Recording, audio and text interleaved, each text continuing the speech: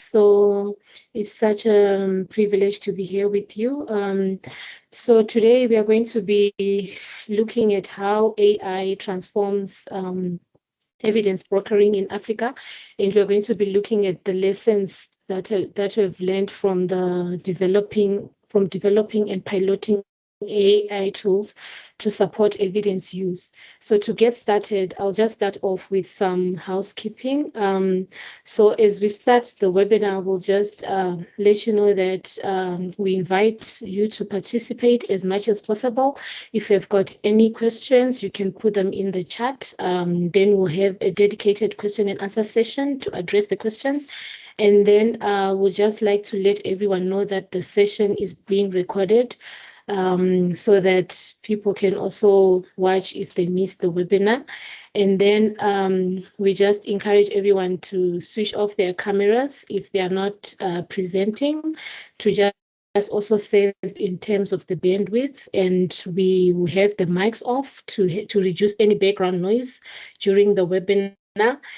And in case of any technical problems, just feel free to write to us in the chat and we'll be able to help you. And you can engage with us in the chat during the webinar. Zola will be managing the questions for us during the webinar, but we'll have a dedicated time for question and answers towards the end of. And then as we get started, I'll just like to welcome all the speakers for today. As you can see them on the screen, those are the speakers that we have who will be talking about different aspects of AI, what they've learned from developing AI tools. So I'll give a chance to each and every speaker to introduce themselves as they start. But I'll just like to get started talking a bit about AI. As you might be aware, AI, it enhances evidence-based decision-making by processing massive volumes of data, recognizing patterns, and this makes accurate predictions. This actually leads to better informed and faster decisions, which makes us overcome any human limitations like biases and limited cognitive capacity. AI algorithms can analyze complex data sets, reducing errors and enhancing speed and efficiency. It can also overcome cognitive biases and limitations in human decision making. This promotes a more inclusive and democratic process. AI facilitates evidence synthesis by speedily analyzing vast amounts of research, identifying pertinent material, and summarizing findings, leading to more evidence-informed policy outcomes and improving lives. So this is what AI does in terms of improving evidence brokering. So to get us started, we'll start off with Fimaye, who will be talking about framing the webinar and giving us some insights from tool piloting in Ethiopia. So over to Fimaye. Thank you. So thank you everyone for joining us today. My name is Firmay. I'm from Ethiopia. I will be sharing with you in the coming few minutes around framing of these webinar, and why we're doing this, and also share a high-level insight from a tool piloting that we have conducted. And maybe for those of you who are new here and who have not been involved in our last webinar, this is a second of a series of webinars that we are conducting in the line of the work that we're doing around strengthening evidence-informed decision-making, or EIDM, through different practical digital tools and also user-tested digital tools. So with this specific webinar, what we are aiming to do is share initial and early insights that have come from testing of this digital tool to assess the usability, the contextual fit, and also if it is relevant or not in the different contexts that we're working in. So saying this, as I mentioned earlier, in addition to framing this webinar, I will be talking about very high level insights that have come from piloting one of the tools that we have developed, which is called Chatty IDM. And you might be asking, what is Chatty IDM? It is one of our digital tools that you see on the right-hand side of the screen here. And for those of you wondering, specifically, this tool is a digital tool, as I mentioned, that we're working towards strengthening eIDM. And specifically looking into this tool, it is an evidence map that is AI enhanced. So I'm sure most of you know what evidence gap map is, but for those of you who might be new to this term, it is one of the knowledge translation products or eIDM products that we use for a facilitated decision making by evidence, where we identify evidence on a specific issue and also indicate to gaps of evidence that are present in that specific issue. And this is usually very important for policy making and policy issues.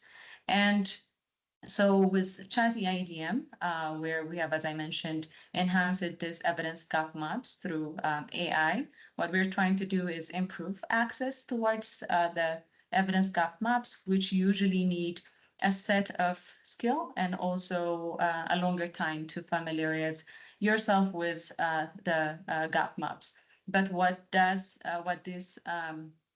tool does is, as I mentioned, improve access, accuracy of evidence curation, and also reduce the time where evidence is provided to decision makers, which usually takes a longer time, but we want to shrink that as much as possible.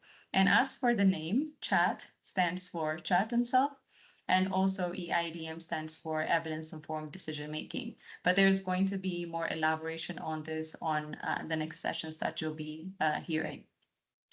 So saying this just to bring this together and put it in a very simple term, it is apparent that we have a challenge or a problem where policymakers are usually faced and challenged with information overload or at the same time lack of timely and relevant evidence. And as I mentioned earlier, to tackle this, one of the things that, of course, there are different things that are being undertaken to tackle this problem. But one of those things, as I mentioned, is development of digital tools, where Chatty IDM is one. And what it does is provide a conversational interface to for decision makers to access ready-made and also curated and relevant evidence. And what you see on your screen on the right-hand side is Chatty IDM, where, as you can see here, really talks to you as a user to create a very simple interaction with evidence gap maps. As I mentioned earlier, again, these evidence gap maps traditionally really need time and also skill to sort of understand them and also familiarize ourselves with them. But with the presence of Chatty IDM, you can just go into the evidence map and ask whatever you want as a decision maker or a policy maker, and that would provide you with different responses that you want from the evidence gap map. So why do we need to pilot this? And also what is the relevance, whether to Ethiopia and also different settings for that matter? One of the major things that we're doing this piloting of the tool is to tailor the tool that is developed in South Africa and see if we can really bring it to local policy contexts like Ethiopia and other contexts in the future as well. So saying this, in the Ethiopian piloting, what we have done in the piloting and also the user testing is try and taste the core functionality of this tool, meaning that we have tried to understand if it is usable in the context of Ethiopia, if it has a contextual fit in different lenses, and also to understand and see if there is a need of different additions or editing before the potential local adaptation or deployment in the Ethiopian setting. So with this, we have been following different steps to the piloting of this, starting from preparation and onboarding of the team that is going to work on this piloting, and also conducting a collaborative live demonstration, both with the team that has developed this tool and also bring it back to our home country or our context, and providing this live demonstration with different decision makers and also researchers that are potential users of this tool, that is coupled with functional walkthrough in the tool itself, and having discussions, especially in-person discussion on local adaptation needs and what are the needs of the decision makers that are using this tool, and also potentially to use this tool, and see if the feature works, if it is usable or user friendly, and also if this really works in the context of Ethiopia and the decision making that they are involved in. And so in the piloting that we have conducted, we have tried to diversify the professionals that are including in this piloting, which included professionals that are working in the gender aspect or stakeholders, and also people or professionals that are working in the emergency response area. And finally, in follow-up of this discussion of local adaptation, we have feedback that we provide to the team that has developed this, and also give this feedback helps into contextualizing the tool to the different contexts, and hopefully, as I mentioned a little earlier, of adapting this to our local context and use it in the future. So saying this, with this piloting, we have seen different things that have worked, that have a need for development, and also some things that we have learned. So when coming into what really worked well for us in this piloting phase, one is that we have seen the importance of the live demonstration clarity, and that has helped us to improve understanding of use cases, different ones, which as in turn has led us to especially the professionals that are involved in this to grasp the functionality of this tool very well, which has helped the stakeholders that were involved in this to see the potential use of this tool in decision making. And in turn, this has led to an early stakeholder engagement, which has shown an early sign of buy-in from the different professionals that are involved in Ethiopia. And in addition to what has worked really well in this, there are also different lessons that we have got from the piloting that we have done, both functionally and also content-wise. So the first thing is that even though this is sort of a given, we have seen that context really, really matters and is really key. And in here, of course, there are different things that we can speak about how context matters, but we've seen within the use of chat EIDM and the piloting, we've seen that the interface integration is really important and could differ from one place to another because of different for instance, the different places that decision makers are working, the different sectors that they're involved in as well. And at the same time, things like language and identity really matter, and also structural adaptation of this tool is really important. For instance, the structure or the decision-making process and also structure that is present in South Africa could be really different from what is happening in Ethiopia and also Uganda for that matter. So we have seen that these things are really important in contextualizing the tool to be used in different contexts. And another thing that we have learned is that in-person user testing is really key. So we have tried to do both remote user testing and also in-person user testing. Of course, this can be used in different situations, but in the case of this tool and what we have done, we have seen that with in-person user testing, we have been able to identify specific nuances of feedback from different decision makers that are, as indicated earlier, potential users of this tool. And of course, in addition to the in-person user testing or the pilot testing, initial internal testing within the team that is going to conduct this is also very important. And this could be something that could be transferred to other teams as well. And finally, one of the main lessons that we have got is around framing the piloting. So the piloting of these kinds of tools can be done for different reasons, but depending on the specific reason that we want to understand or that we want to do this piloting for, it is also important to frame it specifically.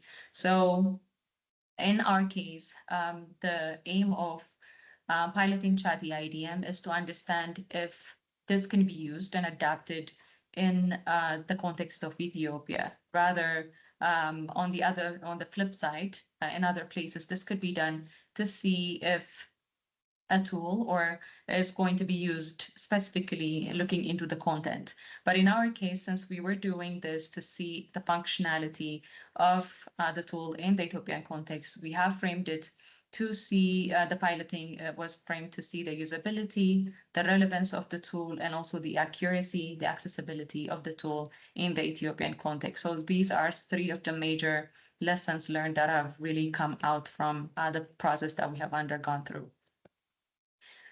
So in addition to what has went really well for us and also the lessons that we have taken on, there are also some areas that we have identified for growth. So one is that we have seen that there are opportunities to enrich this tool, especially to enrich visual and functional outputs or elements. And another is that there is further optimization need for mobile accessibility. So as long as we are working to facilitate the decision-making process, one of the things that we would be working towards is improving accessibility. So one of the growth areas that we have identified is around that. And we have also seen that there is still area to grow around the output consistency and also accuracy of the products that we get from the tool, which also goes along with improving the performance and stability of the tool, especially with a longer period of using the tool. It also goes into the initial issue that I mentioned around accuracy and consistency. So these are some of the areas that we're still working with the team that has developed this for improvement in contextualization. But again, these things, as I mentioned, are very high level insights that I'm providing, which would be broken down a little bit more in the later sessions that you will be hearing. So finalizing what I've been discussing around the insight and bringing everything back, this all comes back to why is this important or what does it matter for policy? One is that, of course, it is one thing to have digital tools that work around EIDM, but this process has really highlighted the need for credible and also specifically context-aware digital tools to for us to use AI and also other digital tools towards evidence-informed decision-making or policy-making process and to get the buy-in of stakeholders. Then the next thing is, so we're all, especially in this space, we're all working to breach the research and policy gap or the know and do gap, right? But this has showed us that this tool has a real potential to bridge this research policy gap in really like a real-time manner, which is one of the main challenges that we have in EIDM. Then last but not least,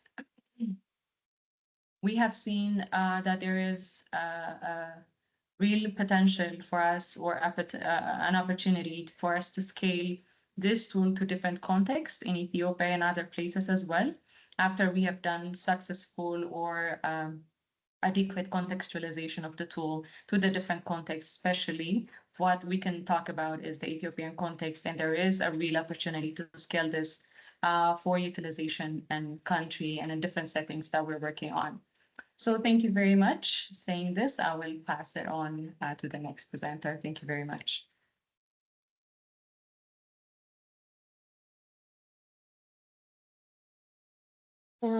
Thank you very much, Fimaye, for the great insights and talking about the insights and your lessons from Ethiopia and how context is key. So, moving on, we'll hear from Hasha, who will be sharing some lessons from piloting and the usage and also practicality of the tools in various contexts. So, she'll be talking in the South African context. Over to you, Hasha. Thank you. I'll just introduce myself. I'm Hasha Dayal. I am Director of Research in the Department of Planning, Monitoring and Evaluation. I think I see a lot of friends in the chat, in the participants today.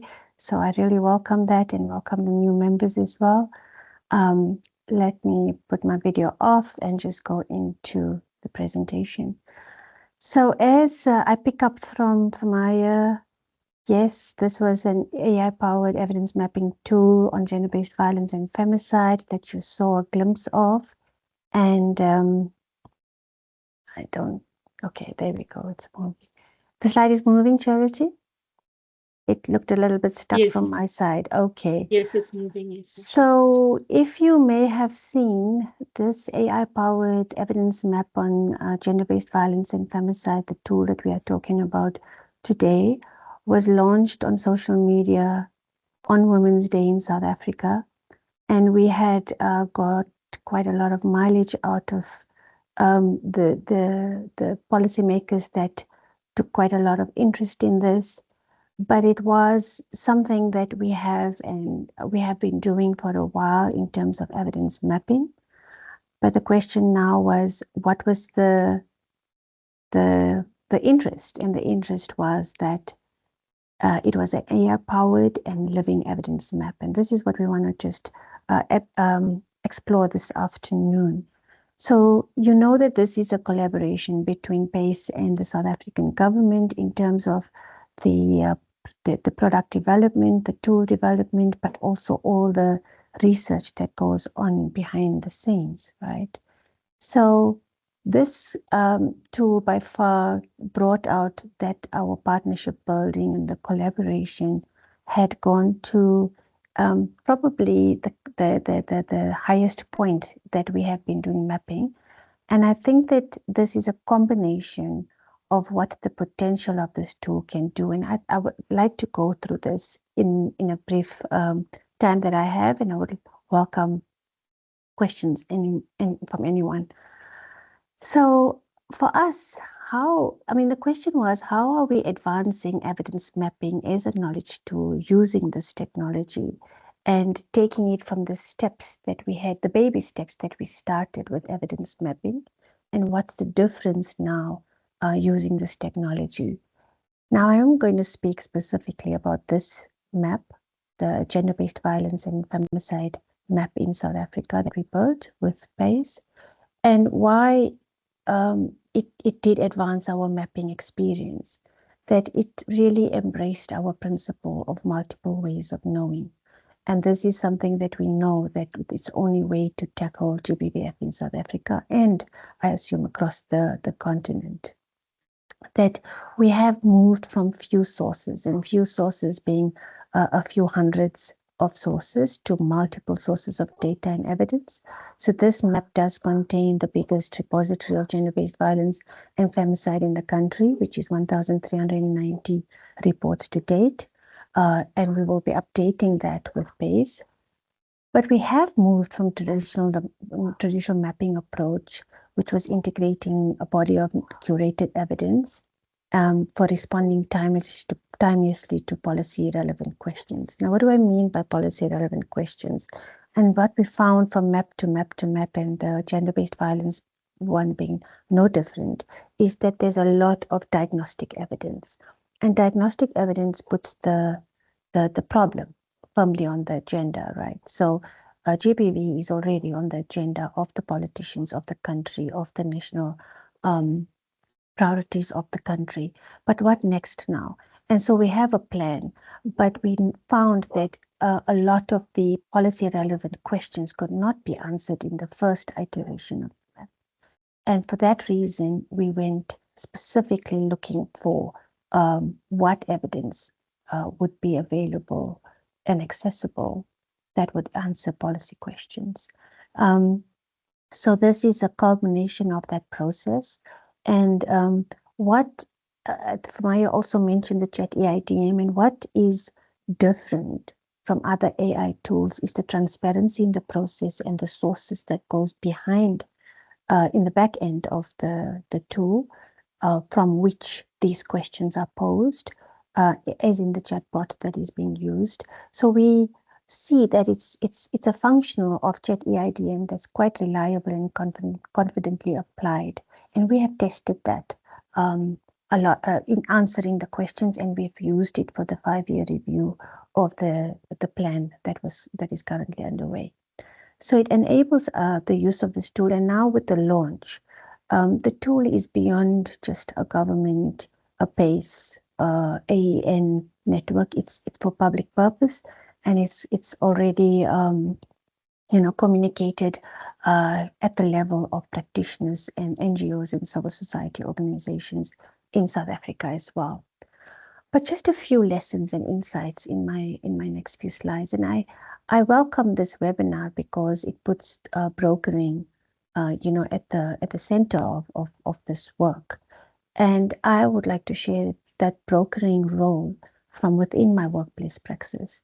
And that is from the set of government and in terms of the presidency.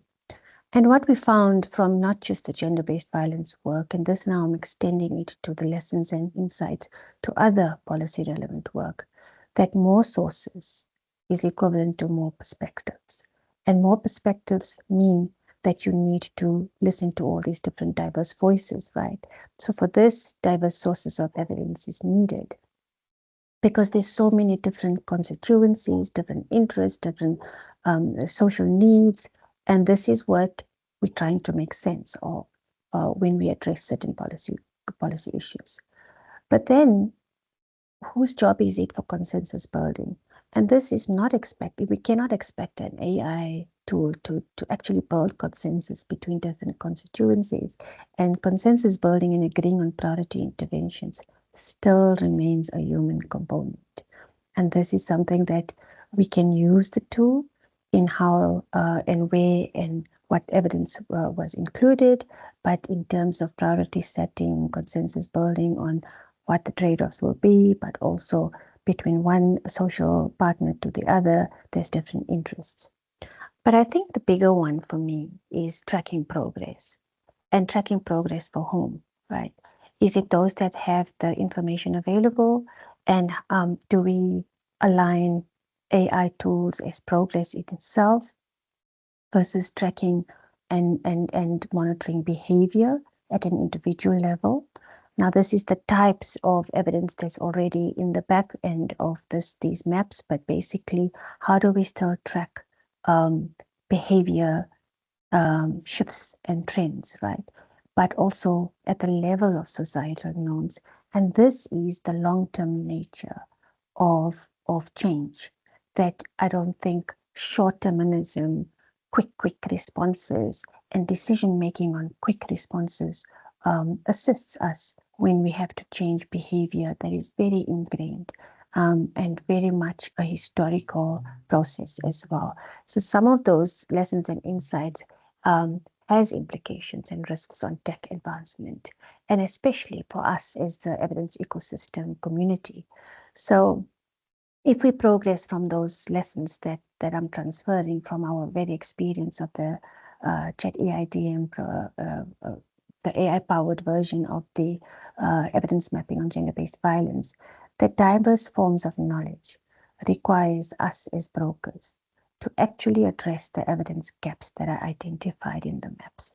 Because from map to map to map that we have built together with PACE, when we use a policy relevant framework, it brings out all the gaps. So now we've identified the gaps, we described the gaps, but whose job is it to then actually start filling those gaps with data and evidence? And now we see that we have to move into uncomfortable spaces, especially for myself. I speak personally because I am a bit tech averse, but I have to get myself into it. and to understand that advancement means moving into that space. So multimedia and new forms of data, actually interrogating social media as a source, but also obviously we have to go through all the data security, the data cleaning, the ethical use of it, and communities networks that we know people go to then, especially in GBV's cases. The issues of legitimacy and trust, because we know that there's contested realities, and this is, was mentioned in terms of the different social constituencies. So how much can this AI do? And we all know that AI is nothing without data. But the issue of datafication, and I think these are coming out of all these debates that are going on around AI in the social media space, but also we know that who owns this data, and that's the power that lies with this data. But I think for me, and this is a bit of a personal dilemma.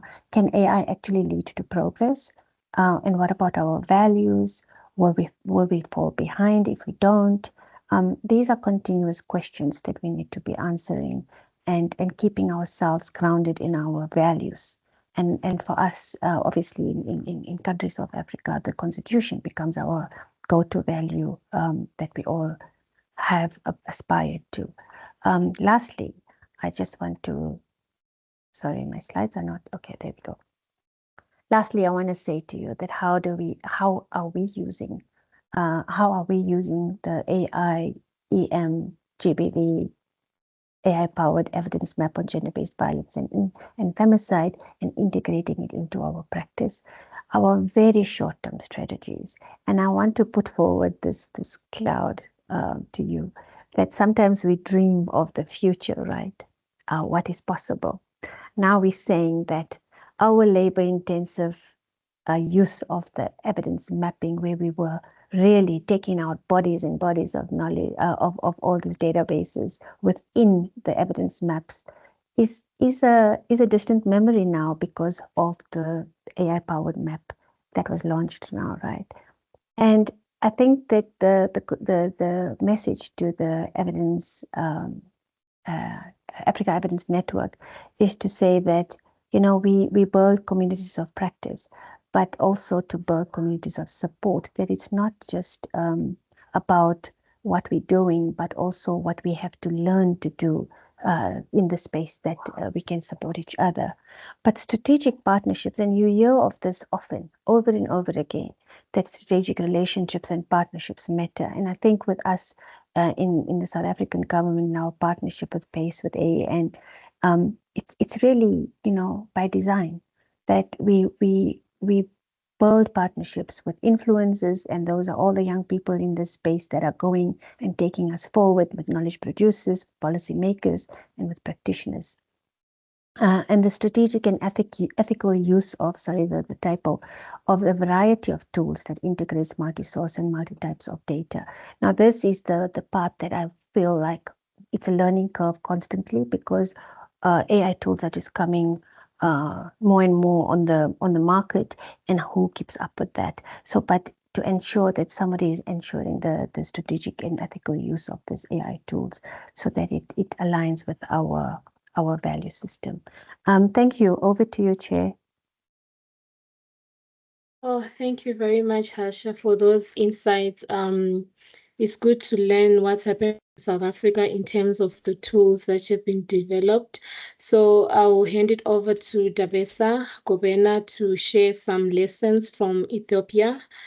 You will just briefly introduce yourself, then you can share your lessons. Thank you.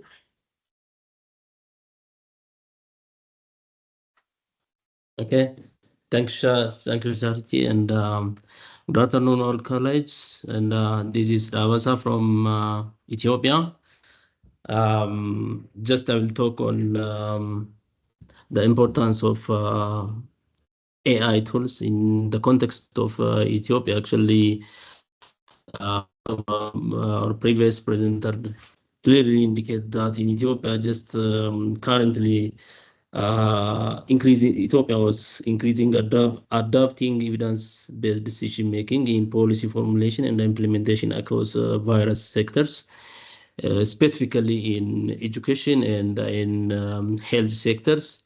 The current need of evidence-based informed decision-making was highly appreciated, and we can look into the different policies in Ethiopia, like national policy supporting evidence, and in digital Ethiopia in 2025 strategy, and in Just Ethiopia also tried to make institutional framework for EIDM, like there is centralized statistics agency in Ethiopia, which is mainly for making the evidence for the policies and strategies for different sectors across Ethiopians, and looking into like Minister of Health previously used HMIS, which is the manual data and outdated evidence for decision making. Like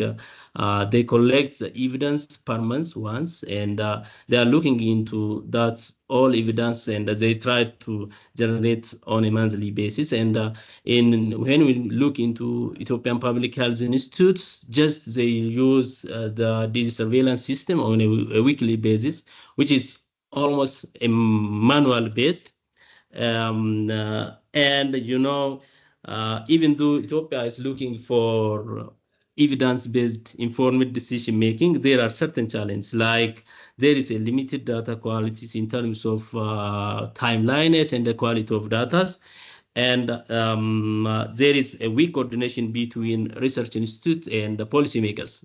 Remind you that even though provide that all the researchers and the policymakers and even the programmers are working on the communities, they are really separated, and they will not come together for the sake of evidence making. So sometimes there is also capacity gaps in data analysis, interpretation at specifically at local levels, and sometimes also there is political influences. So given those all challenges, Ethiopia is looking for advanced AI tools for AIDM. So based on the piloted AI tools in GBV in South Africa, we have tried to look into the context of Ethiopia, and we are piloting it actually. So we have tried to provide the feedback on its usability, clarity, and the local fits. And we have learned that it is really very easy to navigate, and all available information can be found with the references, and really it could reduce the duplication of resources. Specifically, people are looking to generate evidences and costing a lot of resources on similar evidences. In such case, it can reduce the cost of duplication of evidences, and it is really a potential tool to support the policy recommendations. If with some contextualization, if in Ethiopia, these tools can be used as a wonderful tool to recommend the policies and the strategies in the country. Next slide. So if in our cases, we will use this tool with certain modifications. Example, it needs to, it should have to incorporate the local languages, which is the most spoken local language in Ethiopia is Amharic. If it integrates the local language, that is really fantastic, and it can be used in Ethiopian languages. And it should have to integrate the local data sets, like on a monthly basis, we use DHIS2, and now for disease surveillance, also DH2 was one of the tools that Ethiopia was using to capture the local evidences. So integrating this to the local data sets, again, it can be used for EIDM in our context. And policymakers need something on board. for a guidance, and they need to access the evidence very quickly in a short period of time for action. So, as you know, they are so busy, they do not want to look into the evidence for a long period of time. They need something ready-made for them. So if they had something ready on board, that tools can be very useful again. So accessing local language and integrating the routing data makes these the tools very usable in Ethiopia. Next slide. So why this matters? Just definitely it will save the time of policymakers. You can find a lot of evidences in a very quick search, so that it will save the times, especially in the case of emergency. As you know, as may you hear from social medias, in Ethiopia there are multiple emergencies, both man-made and natural disasters, which looks which takes immediate time for action to save the life of those vulnerables. In our cases, there were malaria outbreak in different regions. There was also cholera, measles, flooding, conflict, and the like. So having an evidence in a short period of time will save not only the time but also save the life of individuals. So chat EADM offers a chance to save the time and strengthening our discussions, especially for those policymakers and programmers like us. If we get those information on a timely basis, we can decide and we can save the life of our community very easily. Next slide, please. So it needs really adaptation to Ethiopian context. That's for my really present in a good ways. We have tested with different stakeholders in our region. We have looked at the details of the tools so that it is Ethiopia will really benefit from this tool. But we will avoid the duplication of our research, which is very intensive to do the research to generate a single evidence. It costs worth more than $1 million, and so that it is very possible to use the available evidence rather than producing or duplicating another evidence on each basis. And it should be internally actually checked. As a health sector, we have tried to look into the details of the tools, but also it should be internally tested across different policymakers. And another feedbacks can be ruled out from these tools, and it will helps to improve more and more on that tools. Next slide. So using these ARM tools in Ethiopia, really it is very faster us to get the evidence very quickly, and even access to evidence is very challenging. You cannot find any evidence in Ethiopia in a very easily matters. For example, the data were not available for especially for researchers. So I think having these tools will help for researchers, for policymakers, and for programmers. It will serve as a brokers for three of them. Since in our context, for example, those researchers are sitting in different universities, and those policymakers are sitting at different across the regions and in different organizations and in different offices, and the programmers who were acting on the community also sit in different ways. So having these tools will help to bring those three bodies together, and it will unite those policymakers and the evidence teams.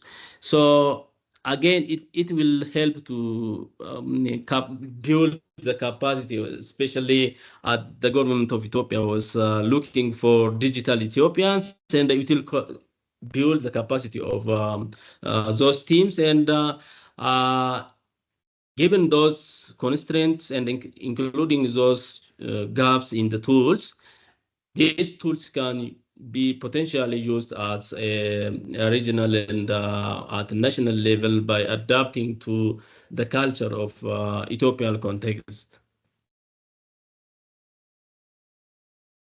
Next slide.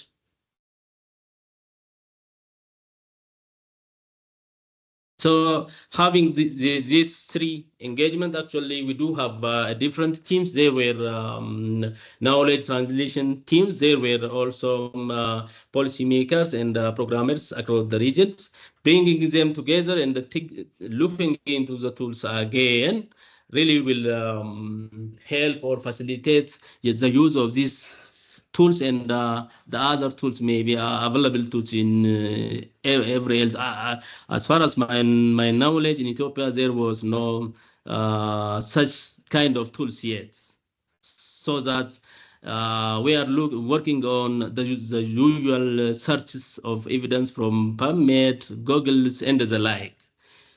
Now, no such kind of tools started in Ethiopia.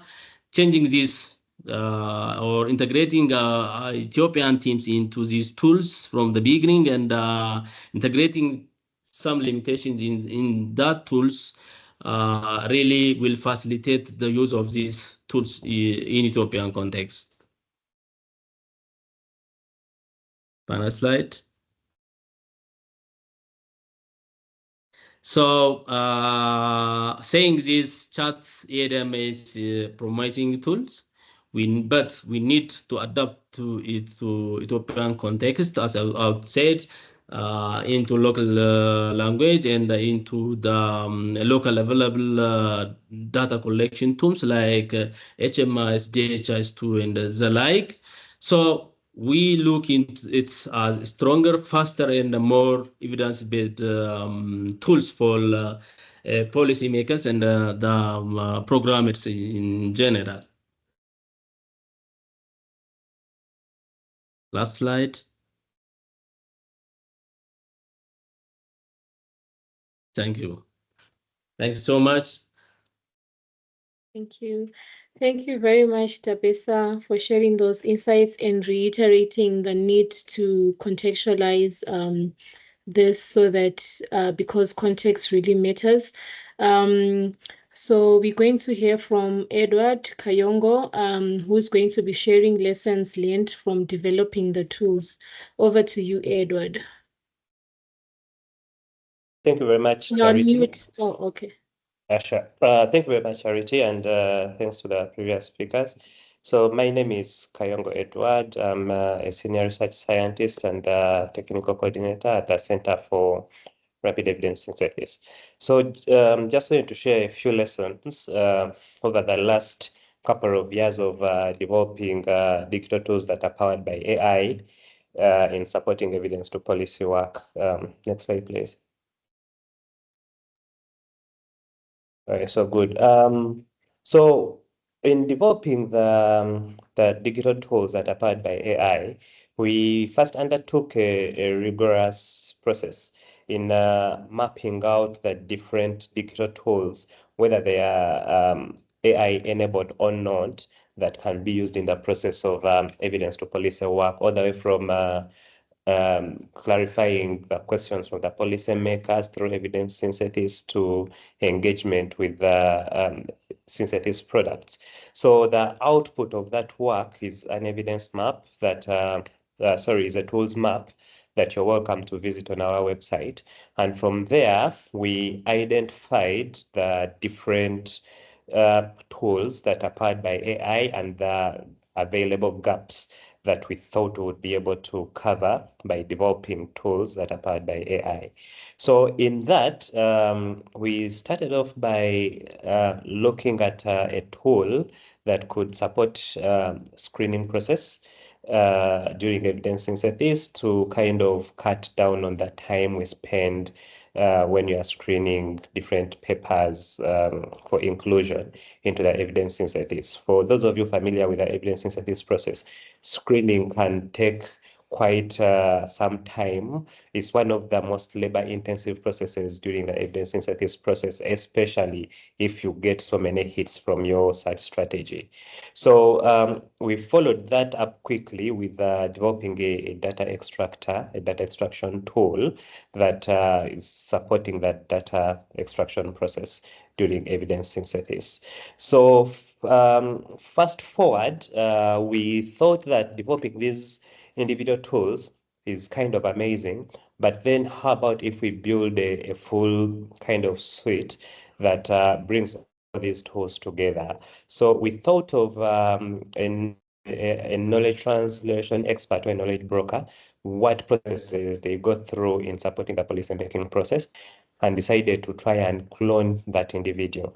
So we've developed a full suite that you can use from the point you receive the question. You go through the process of question clarification, go through the searching for the evidence, both gray and published literature, screening, extraction, synthesis, making sense of your synthesis, developing either a rapid response brief, a policy brief, an evidence map, name it, whatever evidence synthesis product that you want to produce, and up to the point where you submit this evidence synthesis product to the policymaker so that the policymaker can use it to inform their decisions that they are kind of grappling with.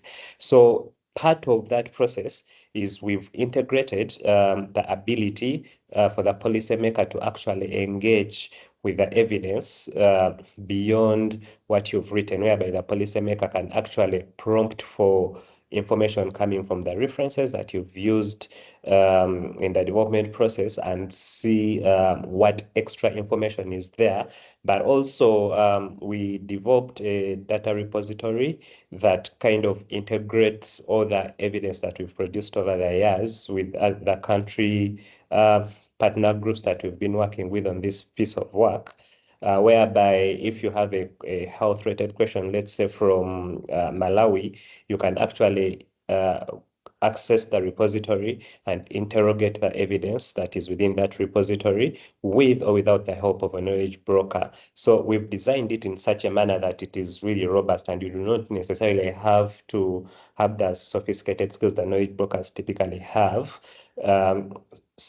for you to be able to access the evidence or understand what the evidence says. So it is very, very much user-friendly. So in all of this process, we kind of came to the conclusion that digital tools and the incorporation of AI is really promising, and it is the future of the kind of work that we do. You cannot really shy away from it. You have to embrace it because one, it kind of helps to improve quality, but I'll put a bit of caveat to that when we go on to other talking points that I have, but it kind of helps to improve the quality of the work that you produce to support the policy making process. It improves the efficiency with which you work. Part of what we observed is how much time you can actually save from working with AI alongside a human being to try and achieve the same kind of output compared to if you have two human beings working alongside each other. Then, of course, user engagement with the synthesis products. As I've already said, these tools kind of help the user to explore much broader than what you've actually written on paper to submit to them in response to their questions. So part of that, the lessons we've drawn from this process over the last couple of years is that, please, previous slide.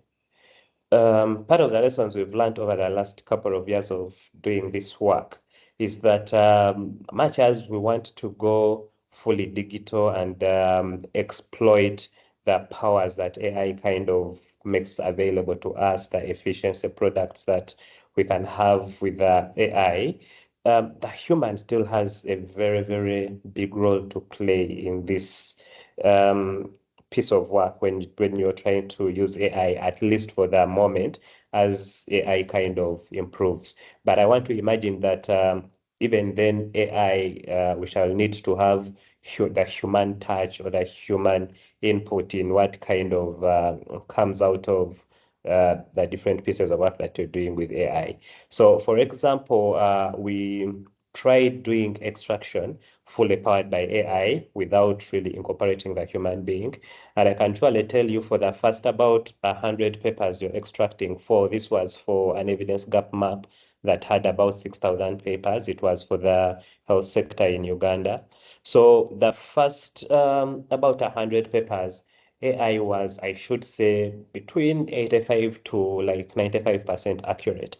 But after that first 100, things took a nosedive. So you had to pay very close attention to the extractions that are coming out of the tool for you to be sure of the quality that is coming out. So to kind of work around that challenge is you run a batch of about 5 papers at a time.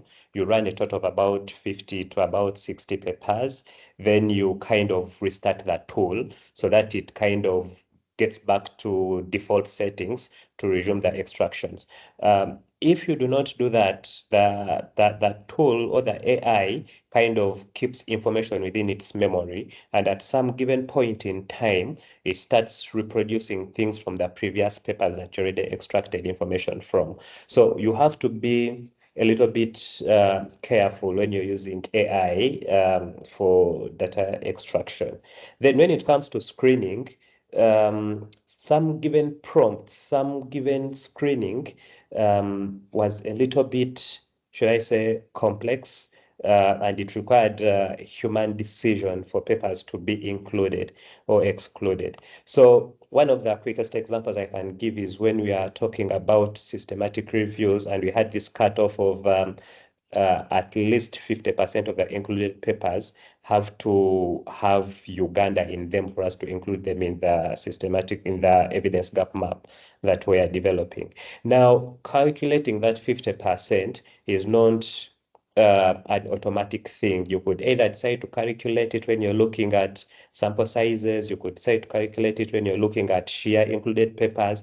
You could decide to calculate it by looking at author affiliations and things like that. So you find that you give the AI about 10 different prompts for the same decision.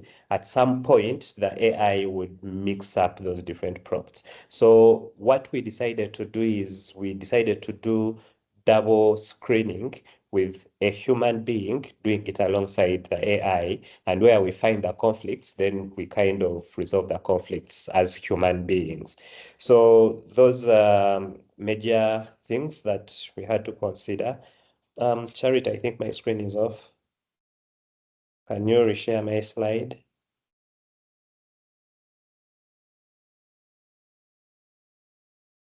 In the meantime, I will proceed. Okay, Then Edward, yeah, I think you need to start wrapping up as well, like time. I'll All ask right. Gia to share your slides again, but you need to start wrapping up because we need to give Paulina time as well. That is fine. Okay, thank you. Then there is the aspect of incorporating guardrails or limitations on the AI data sources or the papers that the AI is kind of scrapping information from. So AI will give you a response to whatever question you ask it. It does not necessarily that the response you'll get will be accurate or will be the right response, or it will be evidence informed or evidence based, or whatever the case might be. So it is really, really important for you to kind of develop like a database of sorts where you limit your tools that are powered by AI to look for information only from within that database. Otherwise, if you allow the AI to roam freely, then of course challenges, you are bound to meet challenges of things that are not really accurate, hallucinations, and the like. Next slide, please. So the other key important point, especially if you're to build trust among the users of your tools that are AI powered, for example, the data repository, is you need to avoid the black box approach of designing your AI tools. So for those of you familiar with how AI is built, it kind of learns from data that is fed to it.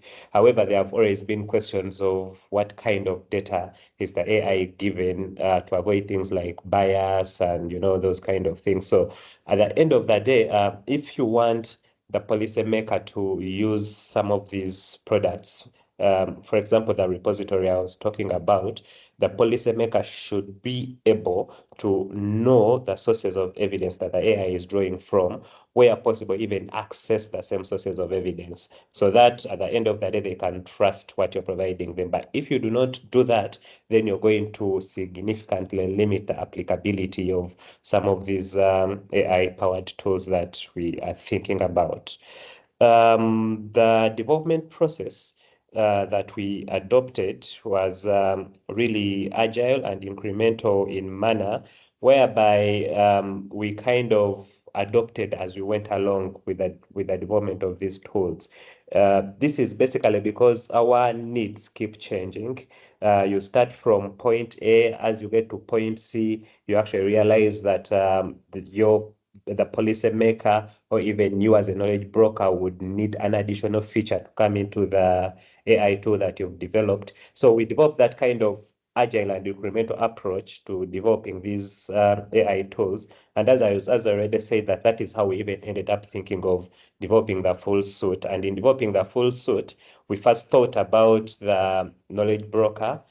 Later on, in discussing with the policymakers, we actually realized that much as we are developing this full suite to support the development process, it should also support the policymakers' engagement with the evidence. So we went ahead and added policymaker modules into the full suite. So that agility to adopt was really, really crucial in the process. And whoever wants to join this space, I would still advise for you to be open-minded and kind of adopt that agile approach to the tools development.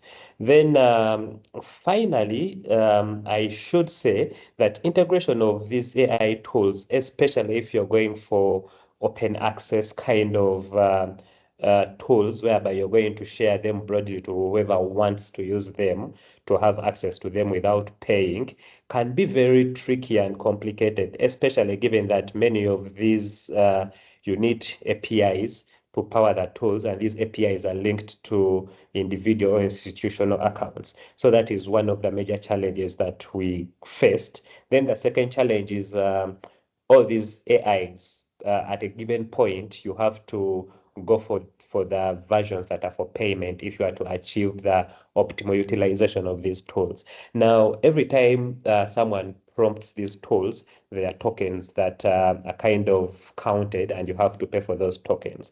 So if you put it open access and you have 1 million users using the same tool that you developed using your API, as an institution, that bill will be coming to you as an institution. So there is still a lot to think about when it comes to incorporating these tools into our day-to-day work, especially the possibility of developing our own AI, which is not necessarily based to the available commercial AI tools.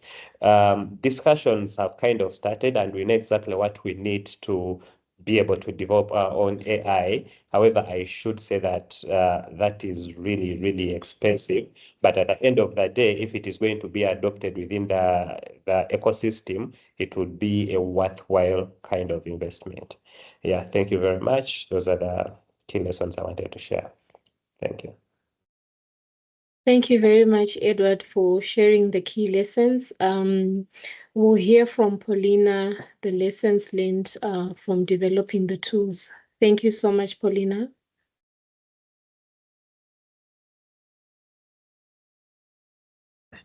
Thank you so much. Giat, you've got the slide.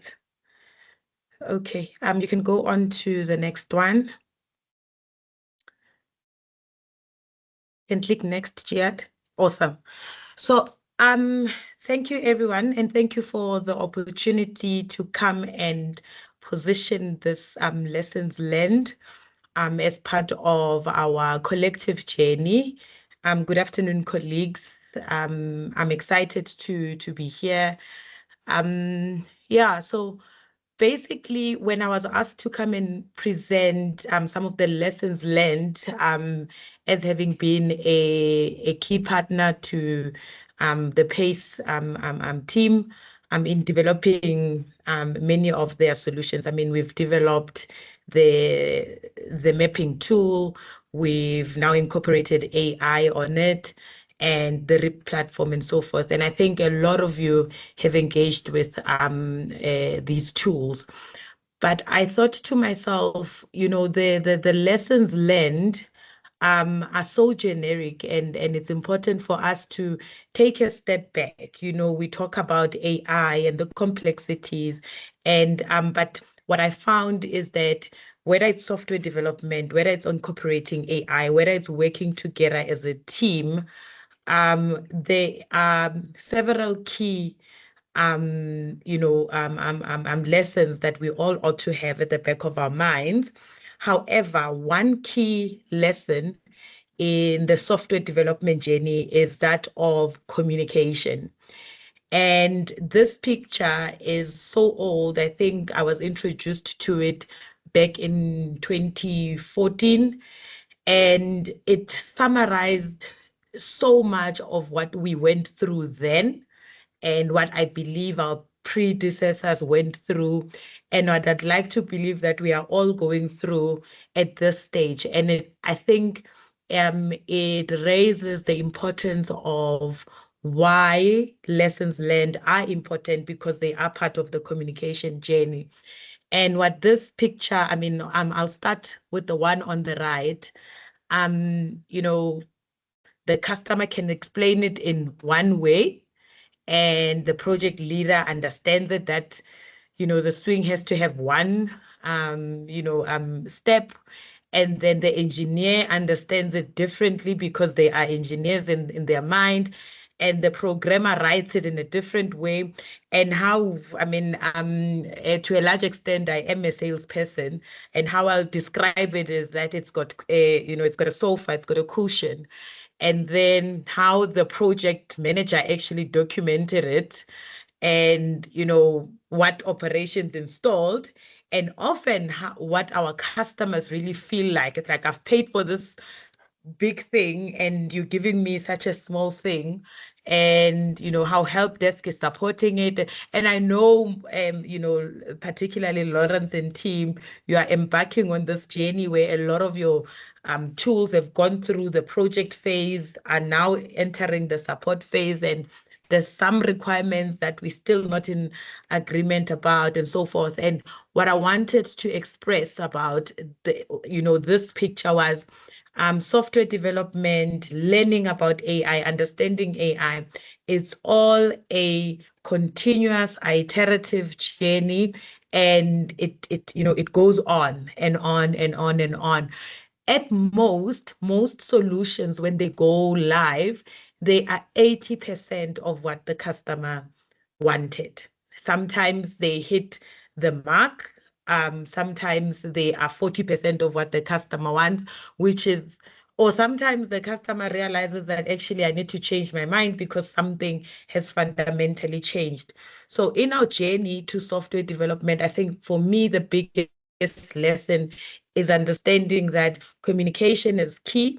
Everything happens in stages, but as we continue to communicate, then we will get to a picture that we are all looking for. It's all iterative. I mean, here I may think, as a software development provider, I may think that I'm giving you the best of the best, and the barista and all of that, and then meanwhile you're only just looking for tea. So these two pictures actually summarize, I think, the important lesson that I want to leave with everybody is that software development, particularly now that we're speaking about artificial intelligence, those are iterative, those require continuous communication, continuous understanding, because we change our minds as we go along, or our environment changes, which forces us to change certain things. And unless we dive deeper into dialogue, into communication, and saying, actually, this is what I meant, or no, you've presented it this way, it doesn't look like it will achieve what my objectives are, then we will forever not be, aligned. So a key lesson for me that I'd like to leave everybody with is we need to communicate. Why it's important to communicate, you can go to the next slide, Jet.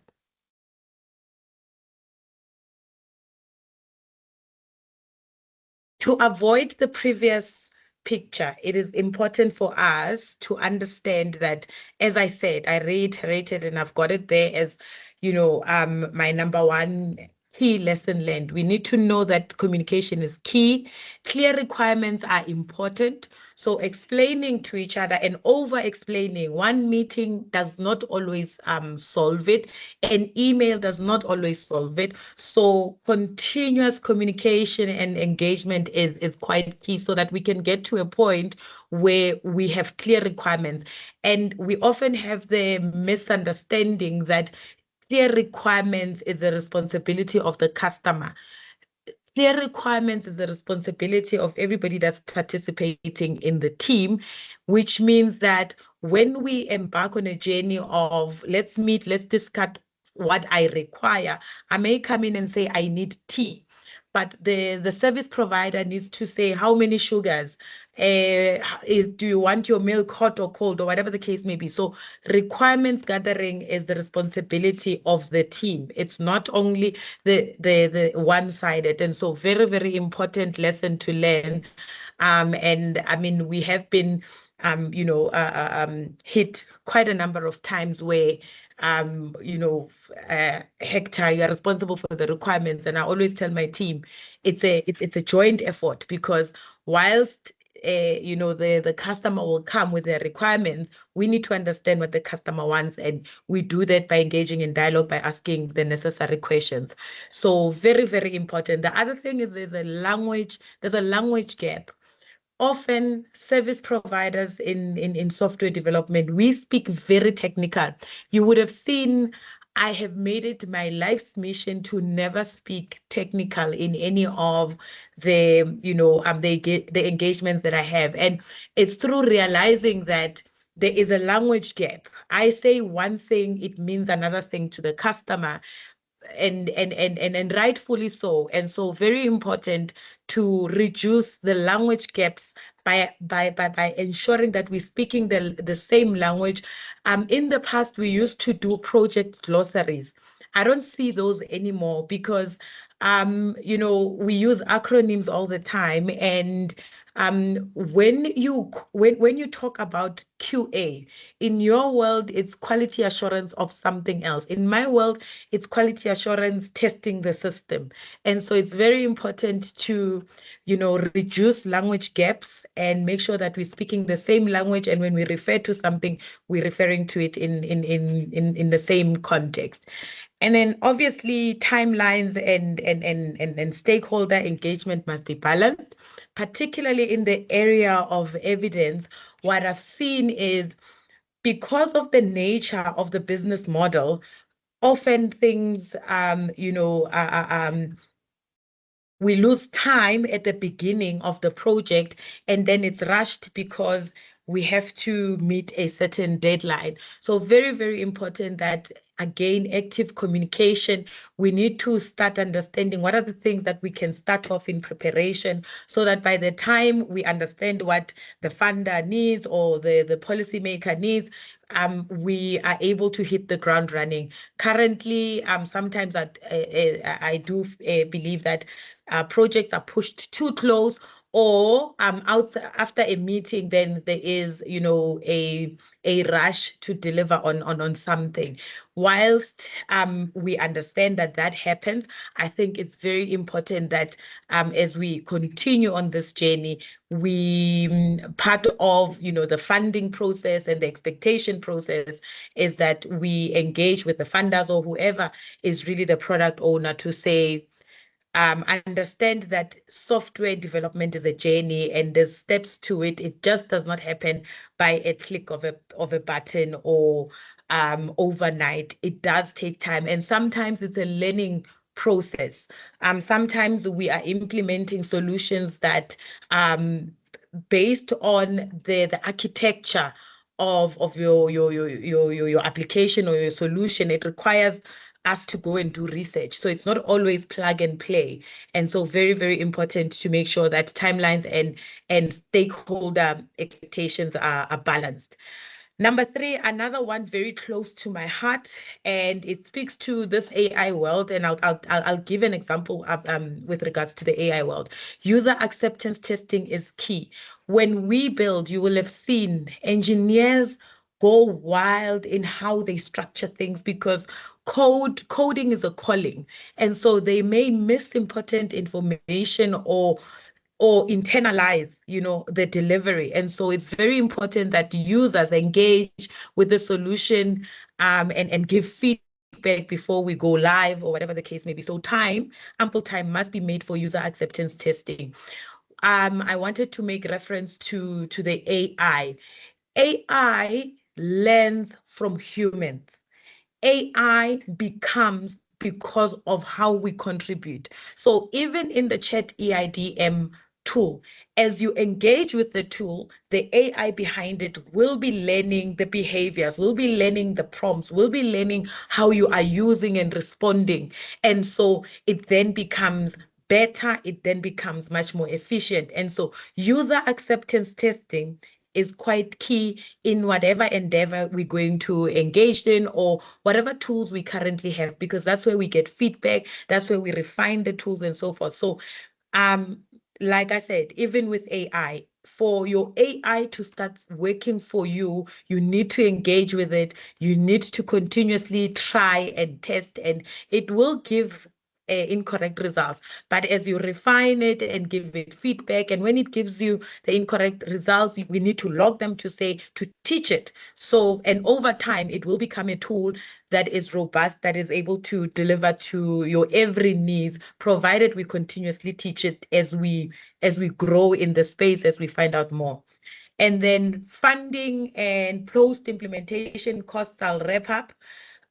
Those are key, right? Again, software is not built overnight. Software basically requires a long-term investment, because you build, you take to the market responds, they start using it, and we start coming up with new enhancements or whatever the case may be. So again, as we embark on the journey of funding, it's important to understand that there is funding for the proof of concept, minimum viable product, but then once we go to production, new ideas come up, new lessons need to be learned, new iterations need to be done, and that requires funding. To summarize, communication, alignment with the stakeholder, continuous testing, and funding are the key lessons that, in my mind, we need to ensure that we are keeping as we continue to embark on new projects, because these themes are definitely going to come up as we navigate. And these are the key things that have been, pain points in history. They continue to be pain points. We do it better now, but they do continue to be pain points. And so with that, those were the lessons learned from my perspective as I, participated in EIDM tools. Thank you so much. I will leave it there. Awesome. Thank you so much, Paulina, for those reflections. We are running out of time now, so we're going to have the question and answers. I just want to hear from Lawrence. Since we have 5 minutes left, are we going to still have question and answers now, or we'll hear from you the high-level reflections and Lawrence? Sure. I think maybe check if there's some Q&A for a quick round of. We still have 5 minutes. I don't think through my synthesis we can let that slide and do one question or two. That's fine. Okay, so I'll open up for question and answers. You're welcome to raise your hand or put your question in the chat. Any questions before we wrap up? Well, I see a message from Ian. He's saying that next time you should consider providing French translation to better save Francophones. Okay, noted. Chinua, I see a hand from, let me see the hands. Chinwe, then Kuli, and Emmanuel. You can ask your questions, starting with Chinwe. Thank you. Thank you so much, and good afternoon, everyone. This has been a very insightful presentation, and particularly the one from the lessons from Uganda. Sorry that I joined a bit late, so I joined in when he was presenting. That was quite an excellent presentation. I think this is quite timely, and it's been a while since we've been looking forward to seeing such tools, because we all know, like he said, evidence synthesis is quite a laborious process. So, Edward, I would like to just clarify a bit. Oh, by the way, Edward, we were together some years ago. We attended some evidence course in Canada. I hope you remember. But I just wanted to just clarify, and I've also gone through your tool, which is an excellent one. I wanted to know what the plan is for the future. Are you going to make this publicly available? Even though I know that, like you said, it would cost a lot for people to use. Is that the plan? And then I wanted to also know, you said you had, prior to developing the tool, you had done a bit of review on available tools. Do you have this report somewhere, maybe published? I'll just like to go through it and see, what your findings were. But thank you so much for your presentation and every other presenter here. Over. All right, thank you. So, Nkululeko, you can ask your question, then Emmanuel. Thank you, Charity. Yes, It's been a wonderful thank you session. very much for the. Is it Emmanuel or me first, Charity? Okay, Emmanuel, go for it.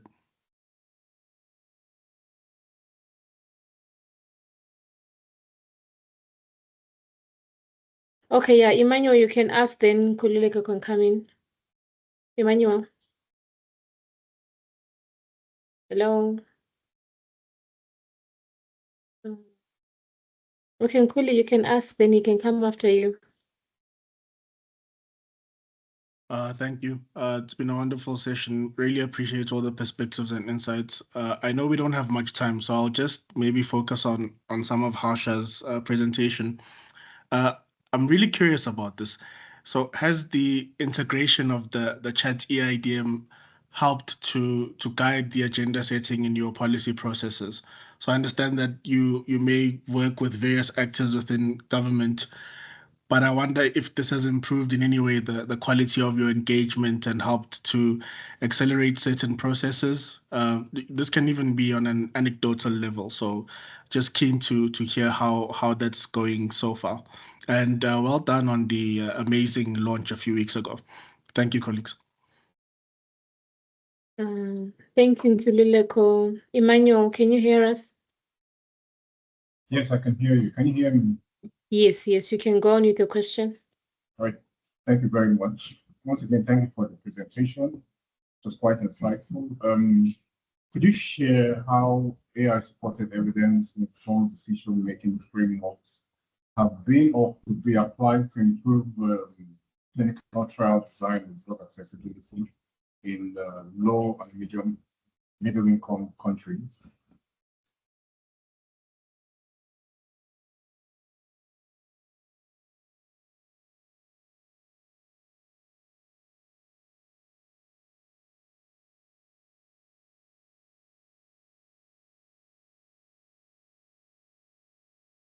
Right, Emmanuel.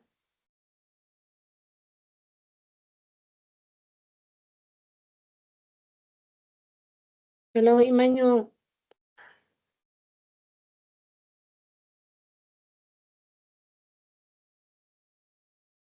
Oh, thank you everyone for the questions. Yeah, I think we'll give the speakers like maybe a minute or so to just respond so that we can wrap up, considering that we are out of time. Okay, Charity, I can come in for the question posed directly. Thanks for that, Nkululeko. For us, the map and the linkages with how synthesis methodologies are key to policy issues, right, is the one part of it, and then the AI part of it is the timeliness, the responsiveness. So I think for me, the mapping component is still the most important one to take to the policymakers.